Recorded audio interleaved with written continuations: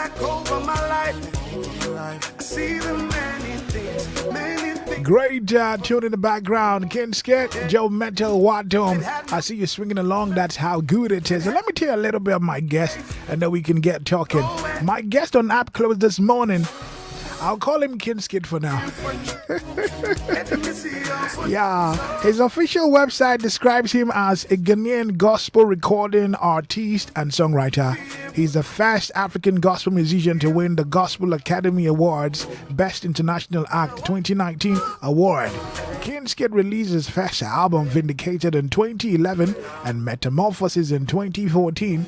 He is the president of Gifted Music Records, founder of Amplified, a youth movement which also hosts an annual concert dubbed Amplified Concert, which aims at winning souls for Christ. He has collaborated and performed with numerous gospel musicians, including Mali Music, Tim Godfrey, Ohima Messi, Joe Metal, MOG Music, Micah Stampley, Sinach, Denzel Prempe, Neo Kai. Yes, his third album, Breakthrough, was successfully released last year. And today we are here to talk about really urban gospel, him, what he has done, doing, yet to do. All coming up right after this. And I have a good feeling. This is my intro tune from Melody Bowyer featuring the Fiji. Right after this, my guest and I will get talking. I have a good feeling it's going to be an interesting, revealing conversation. Stay with us. Interact with us also. If you have questions for him, you want to, share something with us, it's 055-1111-997. 055-1111-997. Let's go. Woo!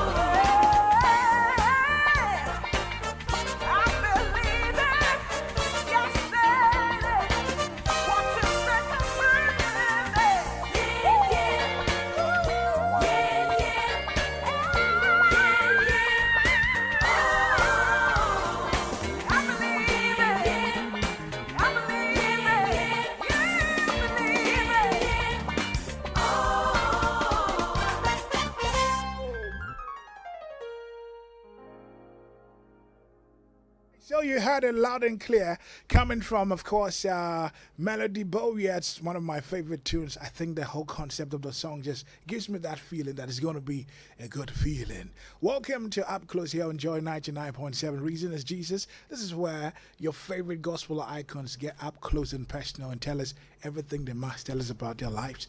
Always revealing. Always revealing. And so today, just as I did the intro earlier, my guest is right here and we're going to get talking just in a little while, right? So let's get to it. Xavier, if you're around, can you lower the volume a little bit on the monitors so that we can have a good conversation? Thank you very much. Mr. Soundman, are we good? Okay, so I guess we can start talking. Kingzkid, how are you? Very blessed, sir. Good morning. Good morning, good to see you. Are you always dressed like this? Yeah. Well, 80% of the time. And why is that? Brand alignment. Okay, because I was trying to figure out whether this resonates the brand you represent. Yeah. So like I try my best to be Kingzkid or the minister that people know wherever they meet me. Okay. So even if like you meet me in my neighborhood, it might be a little dressed down than this, but you can tell that, oh, I know this guy. That's the guy that does gospel. Yeah. So that's my I see. identity. Your hairstyle, your glasses, and everything. shades, whatever they call it. I wear glasses sometimes. That's the brand. for now. For now. Yeah. Okay, so well, that's the Kingzkid brand, people. He says that whenever you see him, this is how he should look like, and you think this resonates the brand. It resonates what I represent. Okay. First of all, when you see me, the first tag that you see about me is, oh, that's the guy who does gospel. Okay. That's the gospel artist. And then it comes down to what I actually represent by category, which is Afro gospel, urban gospel, whatever you decide to call it. So as soon as you see me, you have to either be inspired or be excited or remember like the amazing things that God is doing through me, and also be inspired that He can do it through you as well.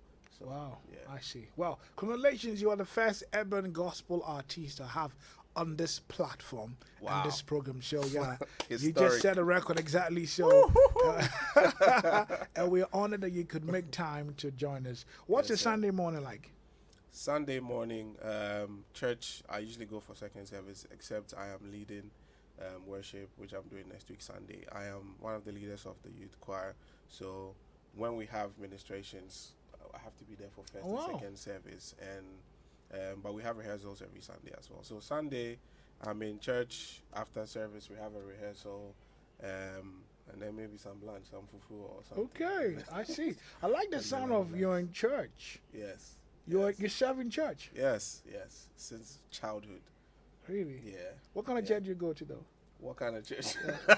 It's a charismatic church. It is. Yeah. You know, I'm just trying to picture Kingzkid in church. Yeah. So when you're in church, are you leading urban kind of hip hop songs? On 31st December, we sang, and it was not, well, it wasn't fully urban. It was Moses Bliss's songs, but I was leading, and you know, obviously directing and all that with the rest of the team. So in church, I am just like there for service. Okay. I'm there, like, I'm serving. So when you see me, well, those who know me know. So, oh, you're a kid, they'll holler at you and all of that. But in church, please, I am. Okay. So even though your music brand out there is gospel to the hip, I want to call it urban and all of that, you serve in all capacities where music is concerned in church. Yes. We do worship, we do everything. Okay, I like that. Yes, sir. What do you make of musicians who do not serve in church? Are they serious? I mean, they're superstars now. You are a superstar, so you will serve. Are you more famous than the one who you're professing to stand for? Oh, wow. Jesus Christ was washing feet. Who are you? Better find something to do in church. Okay. I see. Sorry, so, I'm getting a no, little... it's okay. It's okay. Flow. So what do you do when you have gigs on Sunday? When I have gigs on you Sunday, prioritize service to gigs. Like last week Sunday, I had administration right after church, so they wanted me to come at 1 p.m. and I told them that I have rehearsals after, so I can make it at 2:30, and they said fine. So then from church, speed. So I go ready, I prepare. So from church, I just go straight to the event. That's it. Yeah. But if I have something to do in church, except like by force majeure or eventualities, I definitely have to be in church before I go. Yeah. But if I can't, like if I see that this one I can't, I have to deputize and say, oh, please, I can't be there. Can you take charge for me or something? Is it your father's church? No, it's not my father's church. Okay, because I'm thinking, do you get paid to are you like on the payroll in church? No. You just your service, your Yeah. reasonable sacrifice Reasonable. to God. Wow. Yeah. I like that. Yeah. This is, and I'm excited doing it. Actually, I started like very young age. From 12 years old, I had been playing drums and keyboard in church. That was in my uncle's church when I was there, and then I've been in like 2 different acapellas. I've been in about 6 or 7 choirs. Oh, wow. Or 8 actually. Yeah, I've played keyboard for about 2 or 3 choirs. Yeah, I've been in 2 acapellas, like I said. I've been a youth president. Like, yeah, so I'm serving in all. You've been there. Yeah. You didn't just emerge. No. I see. And talk of keyboard. Yeah. So this should be how you came into music. Yeah, I play keyboard a little. I'm not the best at it, but like God gave me that gift, and it was by impartation. I never learned from any book or anything. Oh, how do you mean? They lay hands on you? Yeah, that thing is real. People don't. You believe better it. lay hands on me today. I gotta So play the keys. I was playing drums in church, and one time my uncle called me for it, and it was like, God wants to impart a new gift. Which instrument? Look on the stage. What do you want? And I went straight for the keyboard. I picked the mic and he said, "Oh, you sing already, so put it down." So I went to grab the keyboard and then he just prayed. And because it was the work of the Holy Spirit, it happened. I realized, like after that impartation, I don't know what happened, but my little brother had a toy keyboard in the house, so I'll pick it and then I'll play. Then I'll go to the main church, which was 5 minutes from my house, and go and transfer it there. I'm like, oh, it's actually making sense. Then I'll go and play on the toy keyboard again. Then I'll go. That's how it started for me. So I was doing that. Then I started watching people play. So I stand by you. I see what you're playing. Then I try to reciprocate it. That's how I learned how to play keyboard. And I've kept it like that. I should have gone to learn how to read and all of that. But I felt like, for me, it would take the the miraculous testimony away. Okay. Yeah. Okay. So that's it. So I started playing just by listening. So I hear a song, and then Holy Spirit, Spirit of knowledge, excellence, will just give me, okay, this is it, and then I'll go and watch or I listen carefully. That's how I started playing keyboard. Then I realized that I was writing songs as well, and it was helping. So I write a song. I have a melody already. Every song that I write already have a melody. You can ask all my producers. I'll be like, you be there, no, you get some voice note. So we go do them like this. Okay. That's how it always happens, yeah. Sometimes I even get a melody before the lyrics come. Well, like 99% of the time. So I could be sweeping and then I'll just get a melody. Then I just pick my recorder and record it. Then later, the words start coming. Oh, that's Kingzkid sweep? Oh. Shit. Yeah. Yourself. We do everything. So. I know. I'm interested in this whole vibe of music. Yeah. You mentioned when you were quite young, you started playing the keys, the drums to the keys and all that. Yeah, would you say that you knew you were going to do music? I always knew, because it was something that I really, really loved. There was nothing that could equal music. Growing up, the only thing that I had to run to was music. When I was afraid or when I was feeling alone or whatever, it was music. I grew up with my mom, and it was an extended family kind of vibe because my parents separated when I was like a year old.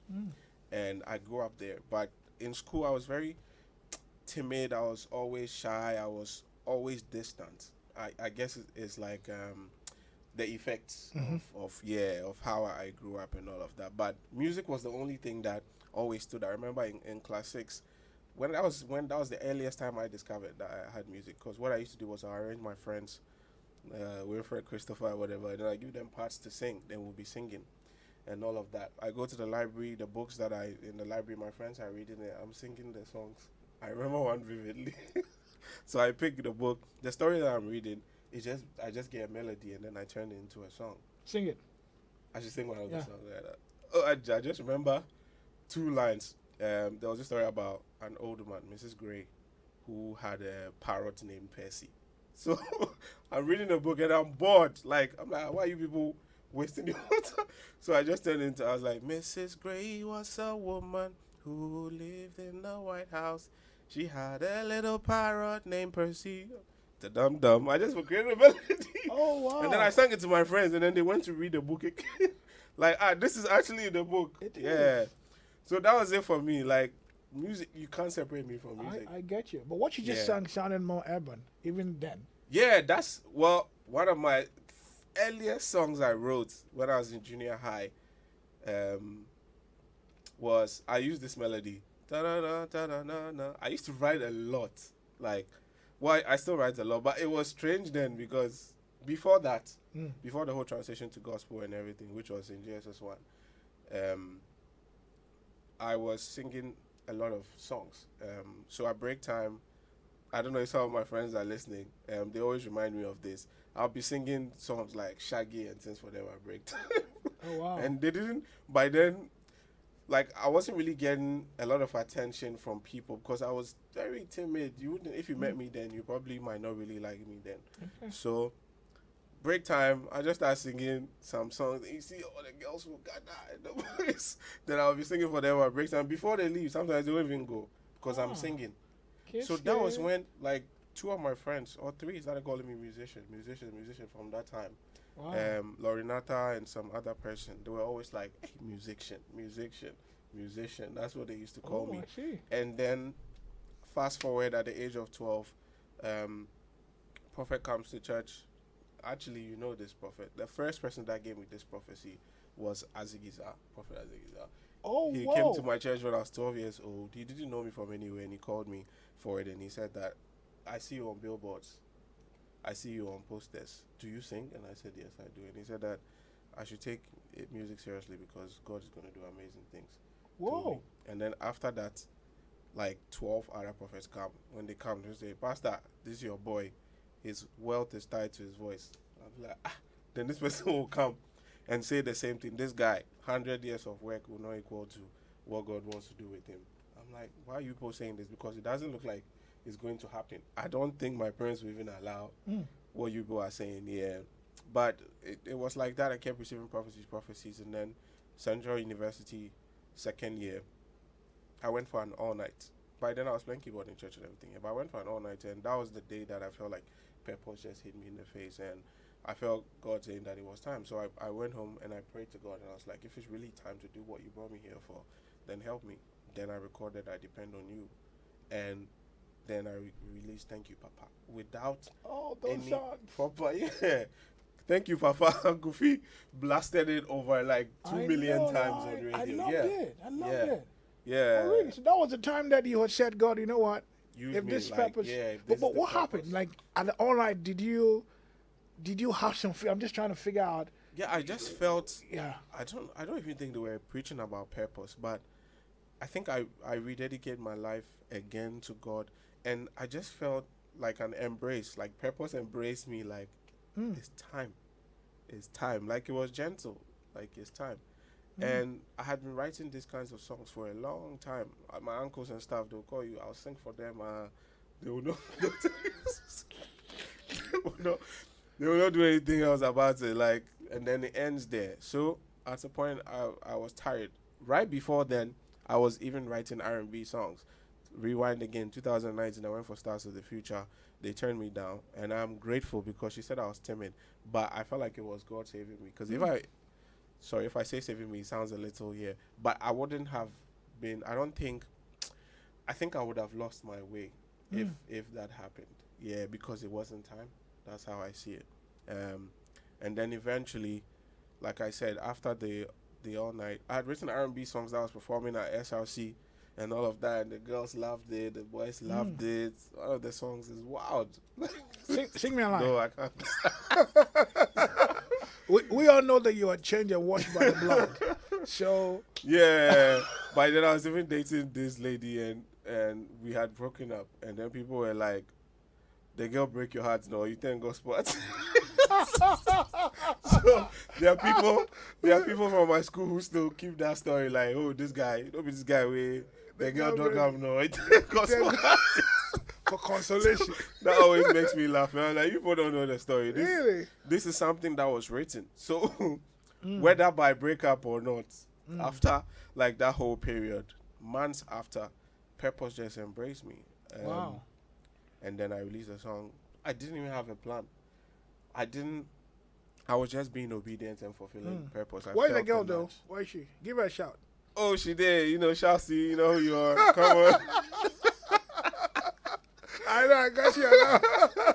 So Kingzkid, you talked about growing up in church, playing in church. Yeah. So how did you start from church but ended up singing and doing all the secular stuff? What happened? Same story as all the musicians now. 90% of musicians now, both home and abroad, started from church. But, I mean, like, it's the prevailing climate. Growing up, like I said, imagine a kid in my stance with this kind of giftings back then with no opportunities or no way to express it. Do you understand? I get you. What will you do? The only norm then was this kind of music. Like, it was either secular or nothing, because I sure wasn't going to sing like the other conventional kind of songs or the old worship styles and all of that. I couldn't. It wasn't like my calling. Yeah. So I just ended up like, okay, then I started writing, and then you're talking to somebody, you get a vibe, you write an R&B song for maybe some friend, or you, and then you just start swaying. You start going. You start going. By the time you know, you are deep in it, and it seems normal because it looks like that's what the norm should be. You understand? Because there sure is no place, was no place for your giftings in church. Thank you to my uncle Reverend Humphrey, who used to give me the opportunity every 24th December since I was 9 years old or 10. He used to give me opportunities at church. That was when I started doing urban and writing those songs. I'll sing with my cousins at the dinner and stuff. That was how I started. So he gave me that opportunity. But where else would you get an opportunity? It was nowhere. Then The earliest influences of that were Mary Kirk Franklin. Ghana here, there was not really anybody who was doing it. Right. Yeah. The earliest in Ghana was 2012 or 11. It was Street Disciples and myself, preachers, and the rest. All of that came. Yeah, SIS, everybody. Maybe if someone was doing it before, then I apologize. I don't know the exact dates. But go back to the year 2000. If you had this gift, what's it worth in this country? Do you understand? Yeah. I get you. That is why, like, years down the line, I take it very seriously because I know what it wasn't and what it is now. And I know what God has done through this obedience. There are a lot of people whose lives have been transformed by this. There are 1,001 people doing it now. They are confident. I'm going to go into that. I'm really going to go into that. Thanks for sharing. Kingzkid is my guest today on App Close, and today is Urban Gospel. You feel the vibe. We are live and interactive. You're watching on Facebook, on YouTube. If you have any questions for him, you can shoot it over 055-1111-997, 055-1111-997. So, Emmanuel, is it Yofi or Yofi? Yofi. Emmanuel Yofi Asuman. Look at this nice name, all right? Why did you throw it away? And how did you get Kingzkid? So again, let me rewind to my whole childhood story again. I was always timid, always in the background. I don't know. Anytime I remember how I felt back then, it's really, really, really sad. No, hold on. I know you answered the question. It was either. Let me point somewhere there. I mean, probably not to remind you of any pain, but you said that you grew up with your parents separated. Yeah. Would you say that was a cause of maybe the absence of your father caused that whole timid? I think so. nature? Yeah. Okay. I think so. I think that was like a major part. Okay. Because, and then my mom, like my stepdad came in the picture, amazing guy. Then I had stepbrothers, and like you can never tell they're even my stepbrothers. I love them so much. But there was still a void that I knew was there. I didn't know where it was from, but there was just a void. And it was either I became a very, very bad boy, or go and ask my family, they'll tell you who I was as a kid between 9 to 13 years old. You would it was everybody in that house, like my cousins, everybody. I'd had a beef or a fight with them before. Really? Yeah, one of my uncles actually locked me in a room. He's passed. I love him so much. Yeah, he proper beats me. Misplaced anger. Yeah, it's just like later on I realized that these are effects of broken broken homes. Yeah, it's either like they're vices that you hold on to for attention or for something. Yeah, so that's why a lot of people end up either smoking or being bullies or womanizing or getting involved in drugs or alcohol. Yeah, it's just something to fill the void. Whoa. Yeah, so. Yeah, that's how I was, and it was with me for a long time until I actually got to the point of purpose. And one time in that state, again, I felt the Holy Spirit minister to me because I prayed. I spent time to pray. When I decided to convert, by then I had a lot of songs, secular songs. I deleted everything I had. Oh, wow. I deleted, my phone. I had to clear everything, my libraries. I cleared everything because it was an assignment. And I don't know how I knew that it was, but I had to just distance myself. And then I went for songs, about 3,000 or 4,000 songs. Oh, yeah. From where? A lot. Maybe 4,000 is too much, but I think close to 2,000. I got like 1,000 from J Smoke. Shouts to J Smoke.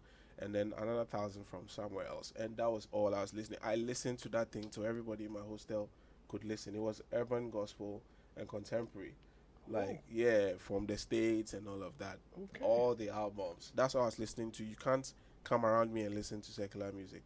I'll not even allow you. You would rather listen to what I'm listening to. Yeah, so I became serious. I I cut certain friends away who I felt like were not getting the vision because I tried to drag some of them. I'm like, this is the journey I'm on. Are you coming with me? Are you coming? I felt like you people are going to waste my time. I just cut them off. I cut all of them, and I was vested in the songs and then vested in messages. I got about over 200 or 250 messages as well from different men of God about faith, about all of that. And that's all I was feeding on. I literally go to lectures. When I come back, you hear me listening to music. Really? My boys were complaining, you two were tired this songs every day.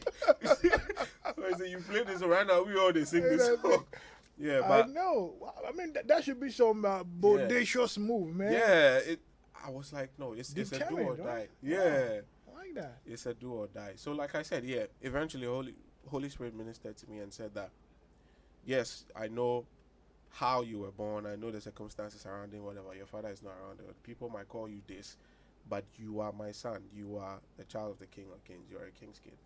And that was it for me. Oh, wow. I was like, oh. So that was when my whole life changed. That was when I became this new person that I am now. Because, yeah, and then on the job, even on the job, it took time for me to really accept that title because yes, the name has come, but the change hadn't happened. So I started doing it. I was still a little shy, and then I realized that actually this is purpose. My life depends on this. I have to grow into it now. There's not going to be any other time. Yeah, because also right after college, I had given my parents consensus that I was going to serve God for a year, which was a lie. I knew I was doing it forever. Sorry, but yeah. But even that, we had serious issues. Like, yeah, my stepdad, rest in peace. I love him so much. It was out of love, and he didn't see it working because the regular gospel choir that time then they sit up. You are come to do here gospel, like yeah. I mean, right now it's evolving. I'm doing worship. I'm doing everything, which is amazing. But back then, I understood. I remember the dates I had that conversation with them. I had a plan. I was like, Charlie, let me just tell these people that I'll do it for 1 year after service. I was like, after graduation, I'm serving God for 1 year. Then I'll go and work in a bank because I have a banking and finance degree. But I knew that in that 1 year, it had to work because if it did not work, Charlie, it had to work. You're going to be toasted. Yeah. And God just surprised me in a year and a half or two. I finished college in 2012, did my service in 2013. That was the year I released I Got My Jesus On. Oh, wow. And that was the year that God did what I asked him to. That was the year that I got confirmation that, okay, this is actually true. You've actually called me. You want me to do, because I was getting bookings for shows, which I didn't plan for. I didn't plan any of this, so I was just being obedient. I didn't even know. I was talking to Obed the other day. It was like, Charlie, we didn't even know that performance was part of the music. We were just recording. We were just having fun and being obedient. Especially for me, I didn't know that it will get to a point where people will book me for international shows and that I had to play with a band eventually, or I had to learn. I didn't know any of this. I just went to the studio, recorded, because the Holy Spirit was nudging me and purpose was saying, it's time. So I had no plan for any of the things that came after. I had to learn on the job. I got my Jesus on. Yeah, boy. Whoa. Yeah. That song. I mean, of course, remember? Now you do, you do. Yeah. Thank you, Papa. I depend on you. Thank you, Papa. But now I've seen the lights. The songs were just flowing. I was like, then I released my first album while I was still in school. 3rd year, Central University. My friends probably thought this boy is not serious because we are doing our project work and things. It's now that I release an album. I know, right? Yeah, but I don't know. Even that got to me because one of my friends actually said it. I came there, on the day I said, "Uncle ye crowd, bet you more." I remember all of those things so vividly, man. I remember giving like 3 of my favorite lecturers CDs. I'm like, oh, this is my album. And then I remember the most stubborn lecturer, Benjamin Amo. I don't know if he's listening, but he made me. I was surprised when Benjamin Amo made me sign an autograph on the CD. I was like, hey, then this thing is serious. Whoa. This man, everybody they fear what the school is like. You signed an Our autograph? whole course, yeah, he made me sign on the CD. I was like, hey, Benjamin Amo made me sign. Then life is good. Recently, I sent him the Breakthrough album. He was telling me a lot of stuff, how he's proud of me. And he's seen the amazing things God is doing with me and all of that. And I guess a lot of them will be wondering, but how did this guy know this thing will work? I honestly did not know. It's just obedience. When God says slide to the left, just slide to the left. That's all. He knows what's on the left. So I just love believe this, it. man. Yeah. I'm loving this. Yeah. You are speaking to a generation, man. Yes, I sir. like the sound of obedience. When God says slide left, you know what? Don't ask questions, slide. Yeah. And that's what you've done. That's your success journey. Yes, sir. Share with us here on Up Close. Yes, sir. Wow. So you are in school doing banking and finance. Yeah. Then you're still doing urban gospel because you felt led to, even though it Doing didn't an look album like. and project work. What? The most unserious. I know, but now today you sit here, you're laughing about it, but Yeah. it tells that God had a plan for you, Yeah. and you just singed into it. Yes. Wow. Yes. You talked about an earlier generation, perhaps, or people you had met, Yeah. around the time. Who were they again? Let's talk about it. And how did they influence you? There was Lecrae, there was the Cross Movement, Triply, the whole Reach Record squad. They had like a lot of people there. Derek Minor, Diminio, then the UK people who are all of them. The UK guys are my friends now. It's Governor B, Fairchild. Yeah. There was some squad. Yeah, recently, Faith even called me on video call. I spoke to Governor and all of them. I was like, you people, you don't know how you've influenced me. You grew up on them. Yeah, but we're the same age though. But Okay. they also started earlier. Yeah. So I got in touch with all of them, and it's surprising how all of these people are getting in touch by their own way. I thank God that I don't have to force anything. It happens just to let you know that I put you on the path. You I understand? get So you. all of these people influenced me, but I think my earliest influences were Mary, Kirk Franklin, and I always say that Esther Smith was also urban, but she just didn't know it. She I was know, Afro, right? because those her beats were not conventional Give beats, me one of those songs. Give me one of those.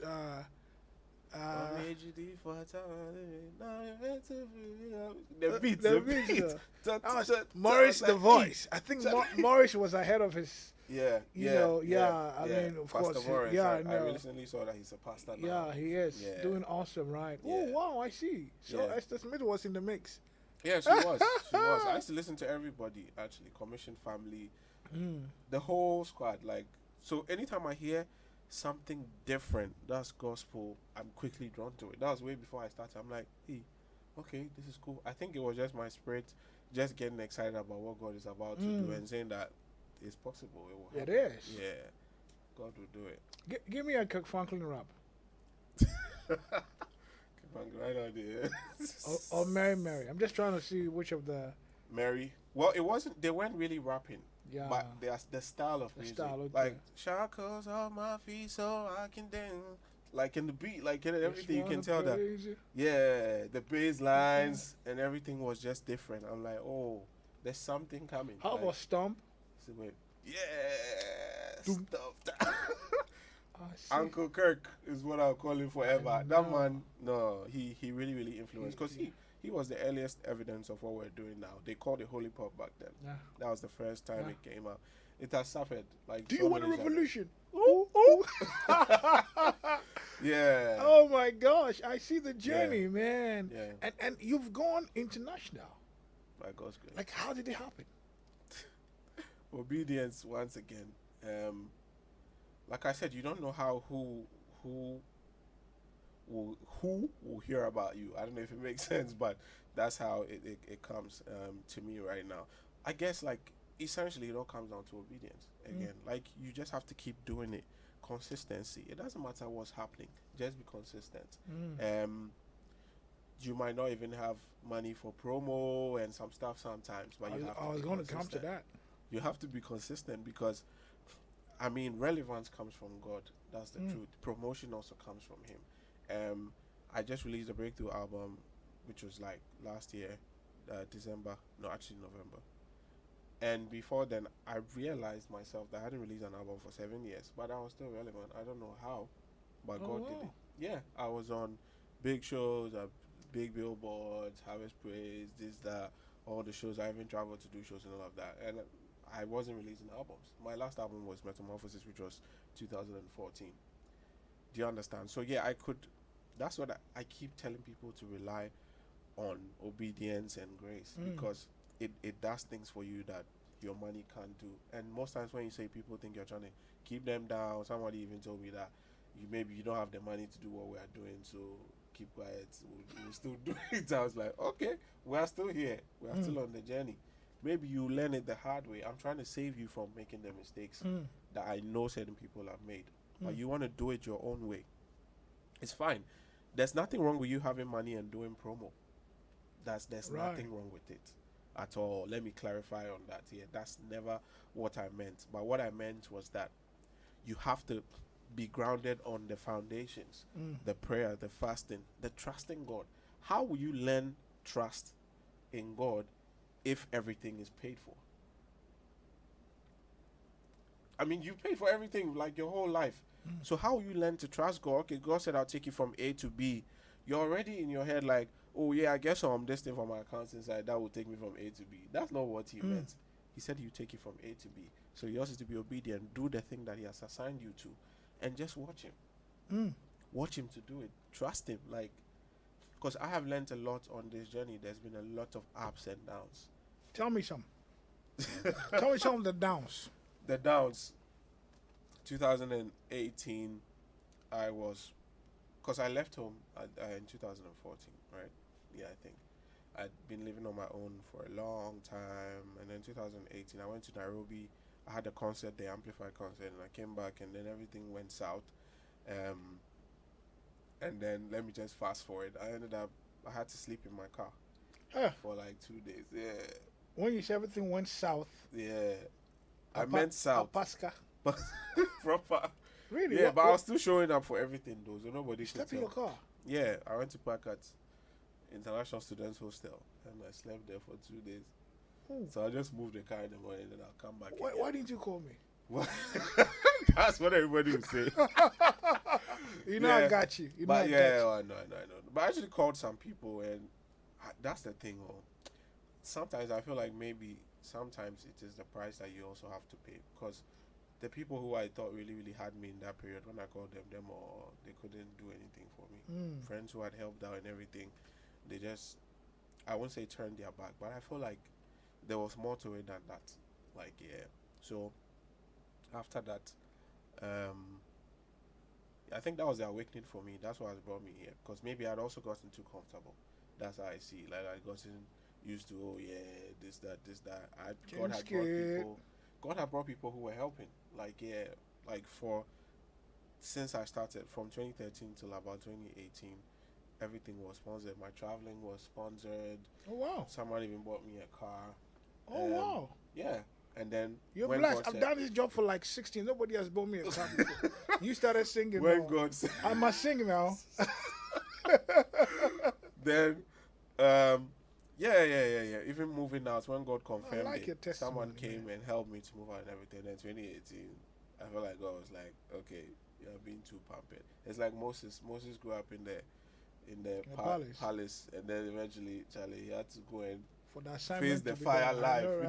Ooh, I like that. So, yeah, so that's how it was for me. I was shocked at what was happening. I was broken, but I had to find strength in that period, because it was in that time that I learned to fast and pray more than I've ever done in my life, because in the end, thanks to, I don't think they want me to mention their names, but they got someone to help me. No, it wasn't even investors, but they spoke to someone to give me a place to stay for a while.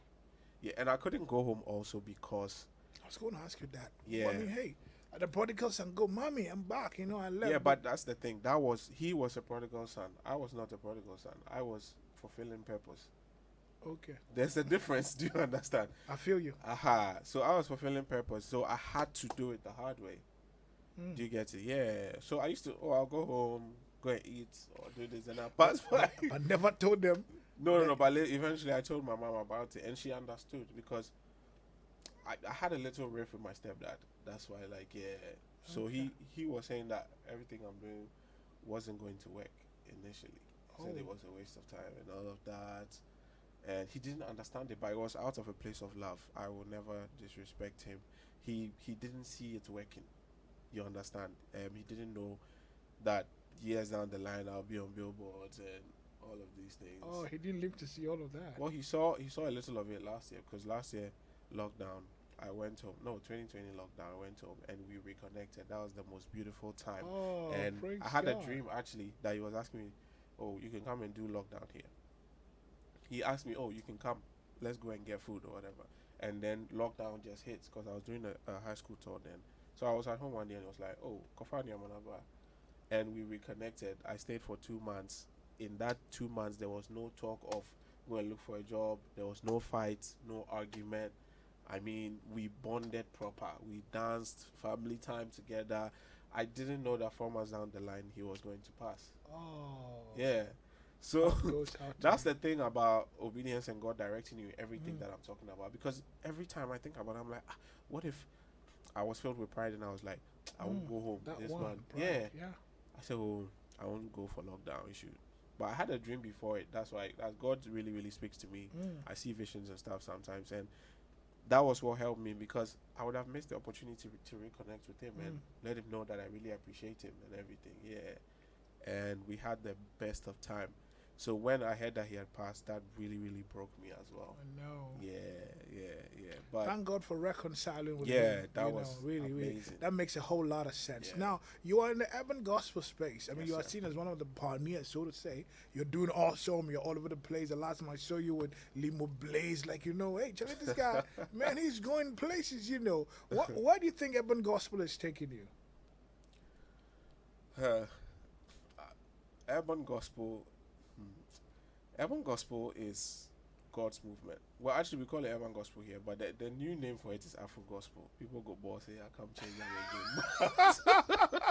But it's the truth. Afro gospel Urban gospel, to the world. Afro gospel, hip hop, all of it. Gospel to the hip. Yeah, it doesn't have a guarantee on its own to take you somewhere without you being obedient to the calling. That's it. So it's not just the genre that makes people great. Shouts to all the guys who have made it through, preachers, regardless of size. All my people, Jay Shady, Recent, Copy Sound. I mean, all the boys that have done well, and are still doing well in it. If I didn't mention your name, it doesn't mean that you're not doing well. Please, the name's Chow. You know they will be like 2 million right now. This guy, I heard his rapper. I love sir. His name is Acapella de Bena. The Bender. Man. Gospel twister. I know, right? Yeah, I think like eventually it's tied to your obedience because if it's not obedience and you following God, you won't know when to turn left and when to turn right. You're just going to be doing everything with your strength. You go and then you go and hit a wall. So I think as a genre, it has really evolved. There are a lot of people who are doing very quality stuff now. A lot of amazing artists have. Sometimes I hear some of the talents. I'm like, oh, this is amazing. This is. Are you mentioning any of them? Am I mentioning any of them? Yeah. I'm like, this is amazing. If this thing could eventually really, really take over, but how will it take over? I always use Kenya as a case study because I always go there. Kenya, 3 years ago, 4 years, 5 years ago, gospel music was top. When there's a presidential ball or anything, they'll call a gospel artist. Urban gospel, Afro gospel was the biggest thing over there. They would choose gospel over secular. And then they started misbehaving. Because now everybody was just coming into it because it's working. And that's what's happening now. A lot of people they're not taking the time to serve, to do the prayer, the fasting. They feel like it's fine. I know it's a Gen Z thing. They feel like we're in a hurry, you people did it like this, so it's fine. But what will hold you for all the years? This is my 11th year. No, this is actually because 2011 till now. Yeah, 11 years. Or 12 maybe. The only thing that has kept me afloat is understanding that this is not my thing that I'm doing. This is a God movement that he has just put me in the forefront of.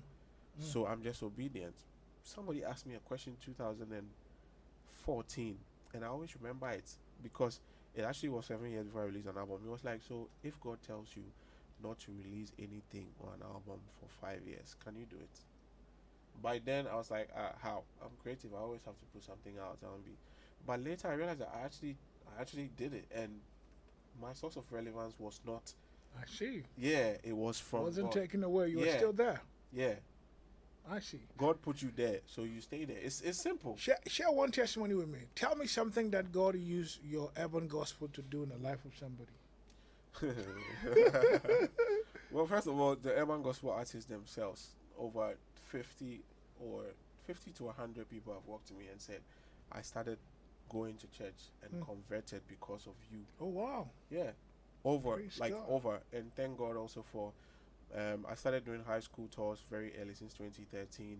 When I say I've led over 30,000, I said 30,000, wait, relax, Kim. Take it easy. Over 3,000 people to Christ. People are like, hey, come on for there, you are this, you are that, you are that. But I do altar calls in schools. If I go to 10 schools and there are 2,000 people there, and each of them has 300 people coming forward to give their, I have actually exceeded that. Do you understand? Yeah. Anytime I do altar calls, none of my tours have gone to less than 5 schools. I've done about 4 tours. Is that tours based on obedience? Also on obedience, because I sat down and I realized that, oh wow, I thought I was actually doing this on my own, but I wasn't, because the first was in 2013.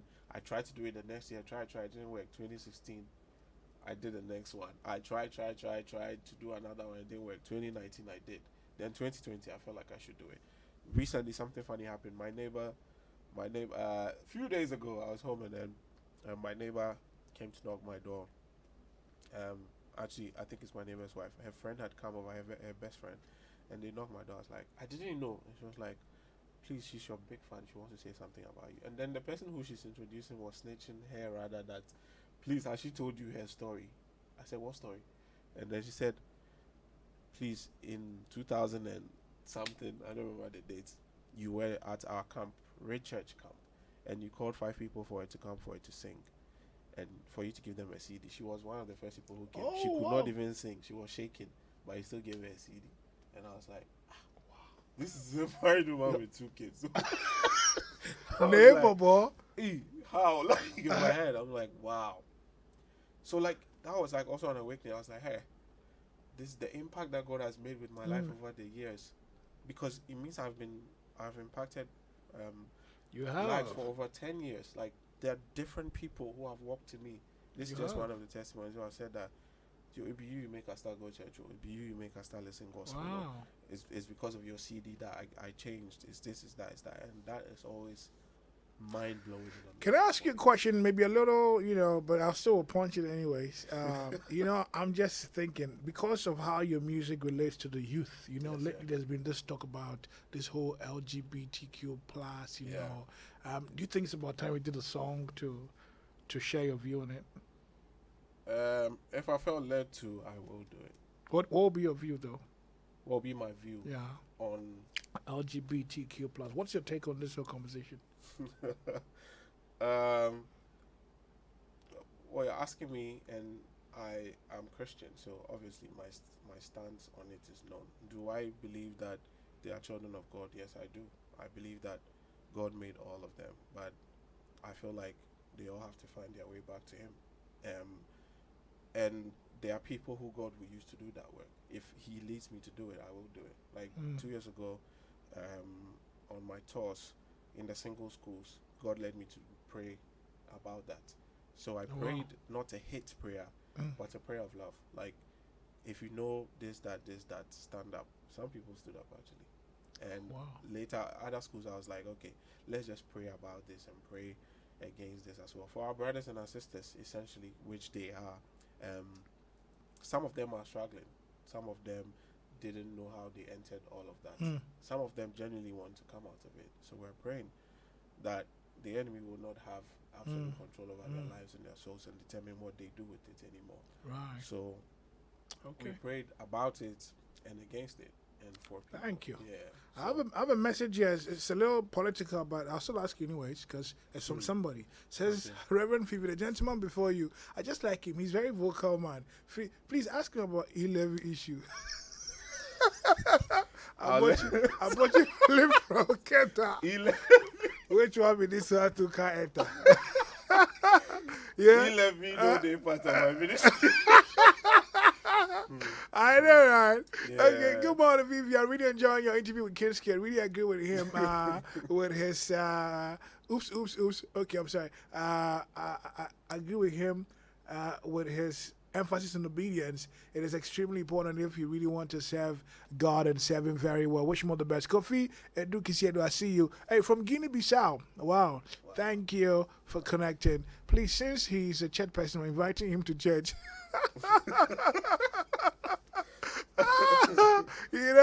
So you're open to events, right? Yeah. How do people invite you? How do you accept invitation? How do I accept invitations? Sometimes email or WhatsApp. Okay, you want to put those details out? Yeah. Plus 233 246 891 803. That's the WhatsApp number. Or you can send an email to kingzkidmusic@gmail.com. KINGZKIDMUSIC@gmail.com. Yeah. Or you can send a DM on Instagram as well. Which is Kingzkid Gram. KINGZKID Gram. GRAM. Yeah. Righty. Great. Do you have any major projects coming up? Anything you want to talk about before we wrap it up? Yes. First of all, the Breakthrough album, which I released just recently, is available worldwide. It's on AudioMac. Just type Kingzkid Breakthrough album, it will show. And then you stream on all digital platforms, iTunes, Spotify, Deezer, everywhere. And then we also have the Breakthrough concert Takrady coming live on the 26th of February at the Takrady Mall with Koda, SK Frimpong, like amazing ministers of God. Wow. Yeah, who are doing Kingzkid amazing. to the world. Yeah, and then later this year, I'm trying to see if I can drop like 2 EPs this year. I'm seeing, if I can. But yeah, we're gonna be going on school tours again. We need sponsorship, but Charlie, we go. How do they find you? Sponsorship, Sponsorship. I mean, if you want to sponsor, straight 0246 891 803 0246 891 803. Because we have to go to the schools, we have to reach them, we have to let young people know that there are avenues for them to express their giftings. Right. As well. I'm listening to you, and even though I'm having this interaction with you, and I see that you're going to places where arguably the big church will not go, or it's not going, the places you go, and so I recommend that, what you're doing, people should support. I commend you for what you're doing. Thank you, and I pray that we will come on board and support you. Do you feel that urban gospel has been really accepted in the mainstream gospel in Ghana? It's being accepted. It's a process. It's a process, so, right? Yeah, it's being accepted. So it means that the artists who are doing it have to be careful. And they have to keep learning, keep getting better. Never get complacent, because you haven't arrived. We haven't reached anywhere. We're still learning. We're still on the job. So you have to keep sharpening yourself, keep refreshing yourself. Yeah, that's it. Okay, it's a journey, work in progress. Yes. Who are your top urban artists apart from yourself here in Ghana? Kingzkid. Sorry, my top urban artist. Like this thing, if I leave some names, problem will come. Oh no, I mean, of course, maybe there are songs you're listening to now, or people you think you want to carry them. First of all the artists be my favorite. Okay, but there's like out of them, Preachers, Regardless, Shady, Copy Sound, Joe Church, P.O. Godson. There's a lot though. It's a Charlie. Right now, you don't be saying I know names, right? But there are a lot of people. I was going to ask you about All Day with Esaias. Yeah, did I mention Esaias? No, you did not. Oh, no, but I know he's on the list. Yeah, Esaias is my guy. Esaias, Regardless. I mean, that my squad that we came up with. Caucus. They really, really did amazing, and they are still doing amazing. Esaias, Shady, Regardless, myself, and a whole lot of other people out there. Right. Like the new guys, I really like Joe Church, P.O. Godson, Kobe is doing amazing as well. Scott Mapike is a banger. Yeah. How about this dude, Belak 360? Belak is also amazing. Too? Yeah. Belak is also really good. You guys should have a conference, good. Yeah. Like a conference really of urban gospel musicians. Yeah. JM. There's a whole lot of people coming. Yeah. I did try to mention names, but don't worry. I mean, you gave an initial shout to all of them. Yeah. It's been revealing having you here. Is there anything you wanted to talk about? I didn't ask you. Sir. Oh, I think we touched everything. Just check out my social media handles. If I Okay, can you announce can that. drop it. Instagram, like I said, is Kingzkid Gram. KINGZKID Gram. Kingzkid Gram. On Twitter is I am Kingzkid. IAMKINGZKID. And then there's what's the other one? Facebook. Facebook Kingzkid. Then my website www.kingskidmusic.com. Check out www.kingskidmusic.com. Subscribe to my YouTube channel. Is Kingzkid. KID. The video Find for him. Wadum and everything is there. Support him. Encourage his ministry. Okay. Pray for him equally. Right. When are you getting married? On my wedding day. Are you single? Yeah, I'm single. Okay. I'm Searching? single. Yeah, I'm searching. Oh, wow. Yeah. Okie I dokie. wasn't searching, but now I am. So, belated birthday wish to Mr. Richard Lomado. Yeah, it was your birthday yesterday. Yes, sir. Happy birthday, though belated, from all of us here at Multimedia. It's been such a great conversation with Kingzkid, Urban Gospel representing right here on Up Close. Of course, this is Reason is Jesus. Thank you for coming through, bro. God bless you and higher heights for you. My name is Fifi Folson. May God's grace see all of us through every life's race with an extra pace no enemy can chase. Honorable Elton Brobe, the man who supplies us with watching, he's here with the news. All right, Fifi, thank you very much. Here is your